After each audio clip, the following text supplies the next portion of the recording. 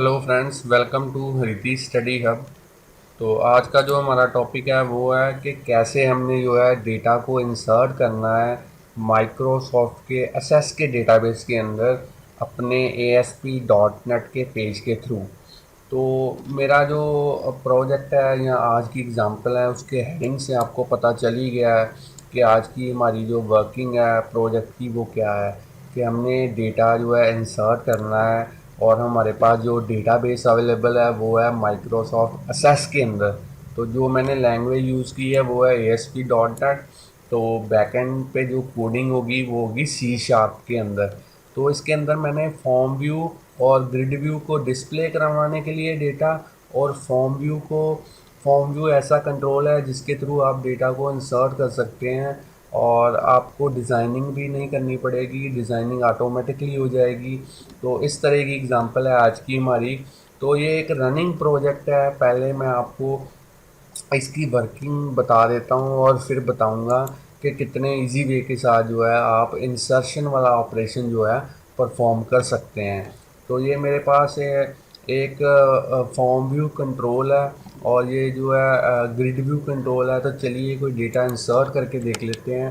तो 120 एक customer ID है, नई ऐड कर लेते हैं क्योंकि लास्ट आईडी हमारे पास 119 है। और यहाँ पे कस्टमर का नेम लिख देते हैं और यहाँ मैं लिख देता हूँ ऋषभ कस्टमर का नेम, और सिटी लिख देता हूँ दिल्ली, और उसके बाद में कॉन्टैक्ट नंबर लिख देता हूँ। और चलिए इस इंसर्ट लिंक के ऊपर क्लिक करते हैं। और जैसे ही मैं इंसर्ट के ऊपर क्लिक करूँगा और मेरे पास जो है मैसेज डिस्प्ले हो चुका है, data has been saved and successfully inserted into database. तो ये देखिए मेरे पास जो 120 वाली रो है वो ग्रिड व्यू के अंदर जब डेटा अपडेट हो जाएगा, डेटा इंसर्ट हो जाएगा डेटाबेस के अंदर, तो ग्रिड व्यू के अंदर वो वाली जो रो है वो डिस्प्ले हो जाएगी। तो ऐसी जो एग्ज़ाम्पल आज की हमारी है, तो चलिए देखते हैं कि किस तरीके से ये वाली एग्ज़ाम्पल जो है हमने वो डेवलप करनी है। तो मैं इस प्रोजेक्ट को स्टॉप कर देता हूँ और उसके बाद में इसको क्लोज़ कर देता हूँ इस प्रोजेक्ट को, और एक नया प्रोजेक्ट यहाँ पे क्रिएट करते हैं, न्यू प्रोजेक्ट।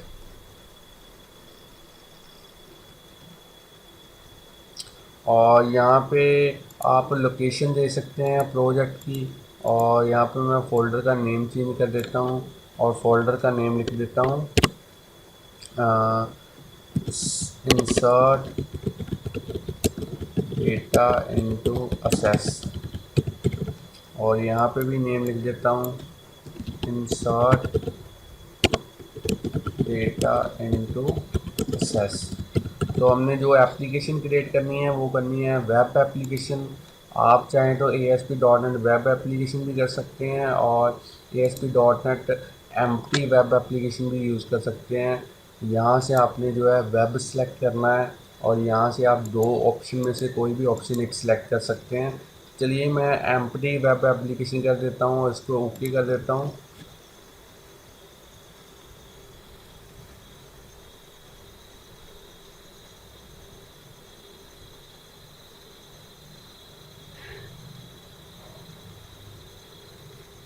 तो स्टूडेंट जो मेरा प्रोजेक्ट है वो क्रिएट हो चुका है। तो चलिए इसके अंदर एक नया वेब फॉर्म ऐड कर लेते हैं। यहाँ पे मैं राइट क्लिक करूँगा, ऐड, और यहाँ पे न्यू आइटम, और यहाँ से जो है वेब वेब के अंदर मैंने वेब फॉर्म ऐड करना है तो एक ब्लैंक वेब फॉर्म ऐड करेंगे। यहाँ पे आप वेब फॉर्म का नेम असाइन कर सकते हैं और यहाँ पे मैं लिख देता हूँ इंसर्ट डेटा, और इसको ऐड कर देते हैं अपने प्रोजेक्ट के अंदर। तो ये मेरा नया वेब फॉर्म आ चुका है। तो चलिए इसकी डिज़ाइनिंग पार्ट के अंदर चलते हैं और सबसे पहले यहाँ पे टूल बॉक्स में से एक लेबल इंसर्ट करेंगे। और यहाँ लेबल के ऊपर जैसे ही मैं डबल क्लिक करूँगा ये वेब फॉर्म के ऊपर इंसर्ट हो जाएगा। अगर आप कोई भी कंट्रोल वेब फॉर्म के ऊपर इंसर्ट करना चाहते हैं तो आप किसी भी कंट्रोल के ऊपर डबल क्लिक या ड्रैग एंड ड्रॉप कर सकते हैं। तो चलिए इसको सिलेक्ट कर लेते हैं और इसकी कुछ प्रॉपर्टीज़ जो हैं वो चेंज कर देते हैं। तो सबसे पहले मैं इसकी टेक्स्ट प्रॉपर्टी को चेंज करूँगा और यहाँ पे मैंने लिखा है हरिती स्टडी हब। तो ये जस्ट चैनल की प्रमोशन के लिए है। आप इसके जगह कोई और टेक्स्ट को यूज़ कर सकते हैं। और अगर आपने हमारा चैनल अभी तक सब्सक्राइब नहीं किया तो जल्दी से इसको सब्सक्राइब कर लें। तो यहाँ पे मैं लिख देता हूँ insert data into assess data. तो इसके बाद में हमने जो करना है वो करना है,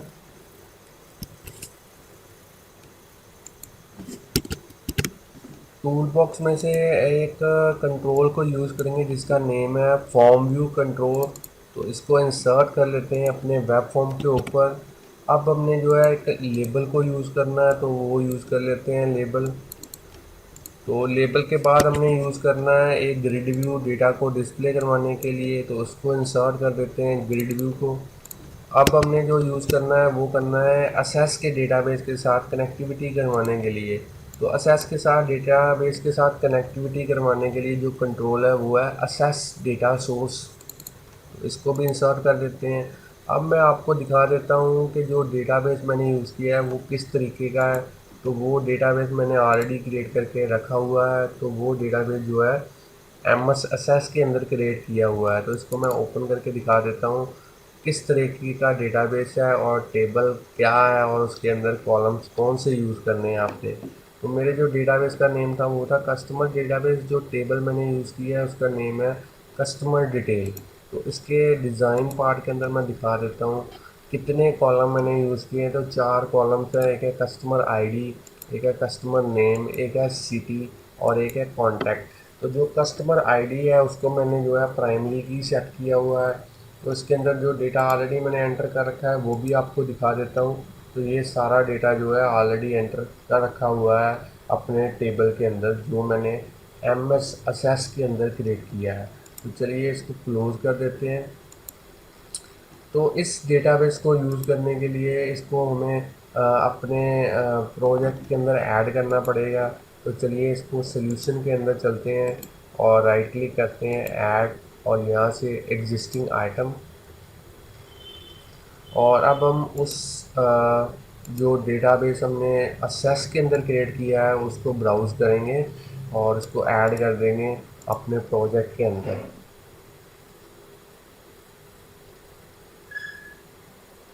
तो आप देख सकते हैं स्टूडेंट जो मेरा डेटाबेस है वो इंसर्ट हो चुका है मेरे प्रोजेक्ट के अंदर। अब हमने क्या है अपने असेस डेटा सोर्स को कॉन्फ़िगर करना है। तो इसके ऊपर क्लिक करेंगे कॉन्फ़िगर डेटा सोर्स और बाद में ब्राउज़ के ऊपर क्लिक करेंगे और यहाँ से अपना जो डेटाबेस है वो सिलेक्ट करेंगे ओके। और इसके बाद में नेक्स्ट और फिर से दोबारा से नेक्स्ट के ऊपर क्लिक करेंगे और एक बार टेस्ट करके देख लेते हैं क्वारी। तो आप देख सकते हैं सारा डेटा जो है रिट्रीव हो रहा है प्रॉपरली। तो इसको फिनिश कर देते हैं। अब हमारा जो नेक्स्ट स्टेप है वो है फॉर्म व्यू कंट्रोल को कॉन्फ़िगर करना। तो सबसे पहले इसके ऑटो फॉर्मेट के ऊपर क्लिक करेंगे और यहाँ से कोई भी अच्छा सा जो आपको बढ़िया लगे फॉर्मेट सेलेक्ट कर सकते हैं। तो मैं सैंड एंड स्काई सेलेक्ट कर लेता हूँ, इसको अप्लाई कर देता हूँ ओके। और यहाँ से जो है असेस डेटा सोर्स 1 सेलेक्ट कर लेता हूँ और इसको थोड़ा सा एक्सपेंड कर देता हूँ उसके साइज़ को। और अब हमने जो है इंसर्शन अनेबल करनी है। इंसर्शन अनेबल करने के लिए हमें असेस डेटा सोर्स में एक कॉन्फ़िगरेशन मेनली करनी पड़ेगी। वो थी हमारी एडवांस्ड के अंदर। यहाँ पे चेक करना पड़ेगा इंसर्ट अपडेट और डिलीट ऑपरेशन को परफॉर्म करने के लिए और इसको ओके के ऊपर क्लिक कर देंगे, फिर से नेक्स्ट और फिनिश। अब हम जैसे इसके अंदर जाएंगे तो इसको एक बार रिफ़्रेश कर लेते हैं दोबारा से। तो यहाँ से सिलेक्ट करेंगे असेस डेटा सोर्स 1 और यहाँ पे हमारे पास जो है अनेबल इंसर्शन वाला ऑपरेशन आ चुका है, एडिट डिलीट और न्यू। और उसके बाद में हमने क्या करना है प्रॉपर्टीज़ में जाना है और यहाँ पे हमारे पास होगा एक प्रॉपर्टी है डिफ़ॉल्ट मोड। तो यहाँ पे हमने जो है इंसर्ट वाला मोड करना है। और अब हमने क्या करना है एडिट टेम्पलेट में जाना है और यहाँ पे जो इंसर्ट आइटम टेम्पलेट है उसके अंदर अपने फॉर्म को बढ़िया बना सकते हैं। तो यहाँ पे हम थोड़ी सी स्पेस दे देते हैं और यहाँ पे भी स्पेस दे देते हैं ताकि देखने में ये अच्छा लगे। और यहाँ पे भी हम इसको अलाइन कर देते हैं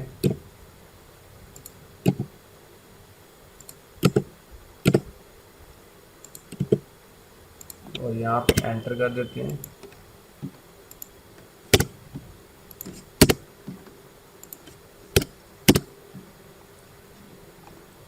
तो चलिए, हमारा जो फॉर्म व्यू है वो प्रॉपर्ली कॉन्फ़िगर हो चुका है, तो इसको एंड टेम्पलेट कर देते हैं। अब हमारा जो नेक्स्ट स्टेप है वो है इसका दोबारा से ऑटो फॉर्मेट कोई और बढ़िया सा अच्छा सा आप सिलेक्ट कर लें। तो अब हमारा जो है वो ग्रिड व्यू को कॉन्फ़िगर करना है, तो इसी तरीके से ग्रिड व्यू को भी कॉन्फ़िगर कर लेते हैं। सबसे पहले इसका कोई ना कोई फॉर्मेट सेलेक्ट करेंगे और उसके बाद में यहाँ पे असेस डेटा सोर्स 1 सेलेक्ट करेंगे। और अब हमने जो कॉन्फ़िगर करना है वो करना है, एडिट कॉलम्स के अंदर जाएंगे और कस्टमर आईडी के हेडर टेक्स्ट में अच्छे तरीके से लिख देंगे कस्टमर आईडी। और यहाँ पे जो है प्रॉपर्ली लिखेंगे customer name. Header text basically just header के अंदर अच्छा टेक्स्ट डिस्प्ले करवाने के लिए यूज़ होता है। इसको कर देते हैं कॉन्टैक्ट और चारों की जो अलाइनमेंट है वो सेंटर्ड में कर देते हैं ताकि कॉलम का जो डेटा है वो सेंटर्ड अलाइन हो जाए।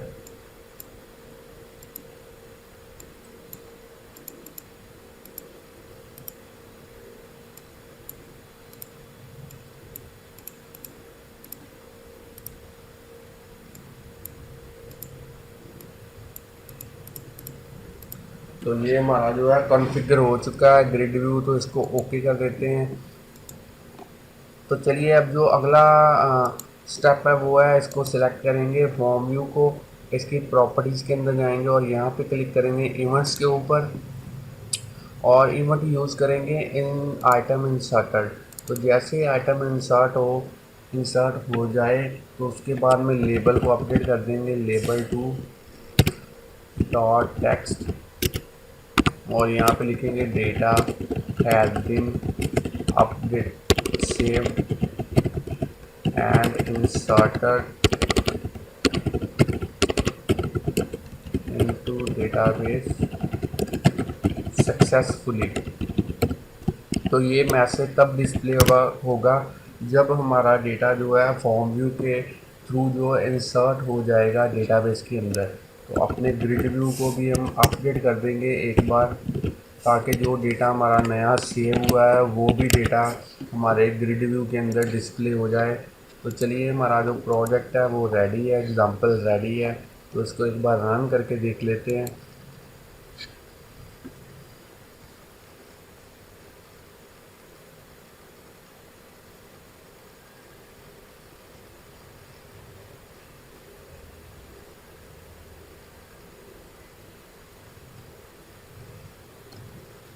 तो स्टूडेंट एक नया जो है रो एंटर करके देख लेते हैं। तो यहाँ पे मैं लिख देता हूँ 116 और यहाँ पे कस्टमर नेम लिख देता हूँ ऋषभ और यहाँ पे सिटी लिख देता हूँ अमृतसर और यहाँ पे कॉन्टैक्ट नंबर लिख देता हूँ कस्टमर का। और जैसे ही मैं इंसर्ट के ऊपर क्लिक करूँगा तो आप देख सकते हैं यहाँ पे मेरे पास जो है मैसेज डिस्प्ले हो चुका है, data has been saved and inserted into database successfully. और जो नई रो मैंने एंटर किया है वो भी ग्रिड व्यू के अंदर जो है अपडेट हो चुकी है।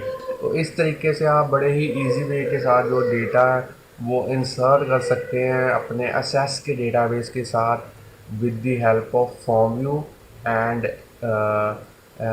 Small coding in ASP.NET using C#। तो अगर आपको मेरे ये वीडियोस अच्छे लगते हैं या हेल्पफुल है आपकी ASP.NET प्रोग्रामिंग सीखने के लिए, तो आप मेरे लाइक बटन को प्रेस कीजिए। और अगर आपने हमारा चैनल अभी तक सब्सक्राइब नहीं किया फ्रेंड्स तो जल्दी से सब्सक्राइब कर लें, क्योंकि इसी तरीके के जो वीडियो ट्यूटोरियल्स हैं मैं अपने चैनल के ऊपर अपलोड करता रहता हूँ डेली। तो धन्यवाद फ्रेंड्स मेरे वीडियोस को देखने के लिए और शेयर करने के लिए।